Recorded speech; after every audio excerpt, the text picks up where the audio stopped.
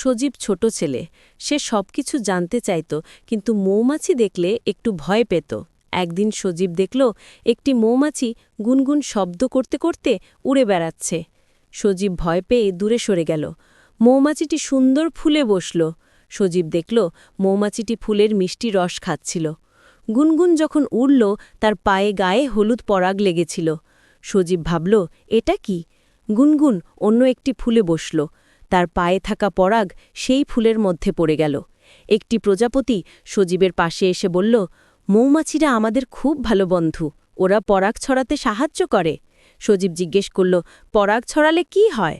প্রজাপতি হেসে বলল, পরাগ ছড়ালে নতুন ফুল ফোটে, ফল হয়, গাছপালা বাড়ে। সজীব বুঝল, মৌমাছিরা শুধু মধু তৈরি করে না, তারা প্রকৃতিকে সুন্দর রাখতেও সাহায্য করে। তারা মোটেই ভীতিকর নয়। এখন সজীব মৌমাছি দেখলে ভয় পায় না। সে জানে গুনগুন তার বন্ধু, সে পৃথিবীর জন্য জরুরি।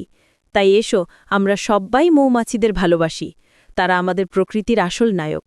ভালো লাগলে লাইক ও সাবস্ক্রাইব করুন।